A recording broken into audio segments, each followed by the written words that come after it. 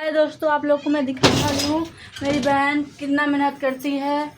देखिए, आज देखिए हम राधा जी का गाना शूट किए थे। इतना सारे जोरात पहनना पड़ा है और ये देखिए सब बहुत चीज और बहुत ही मुश्किल था हम लोगों के लिए, पर हम लोग किए और गर्मी से एकदम परेशान है। लेकिन और बहुत ज्यादा धूप भी हुआ है। धूप में हम दिखा दें आपको कितना सारा धूप है। फ्रेंड्स दीजिए, देखिए धूप में हम पूरा ब्लॉग अपना शूट मतलब शॉर्ट शूट किए किसी भी तरीके से, और मतलब सब जो आजू बाजू में देखकर हंस रहे थे फिर भी।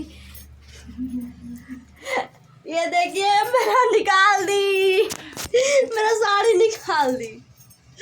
आप लोग प्लीज़ हमारा सपोर्ट कीजिए दोस्तों, और ज़्यादा से ज़्यादा देखिए। तो ये साड़ी जो है मेरा निकल गया है, आप लोग देख सकती हो। साड़ी निकल गया, मतलब पूरा कपड़ा निकलेगा।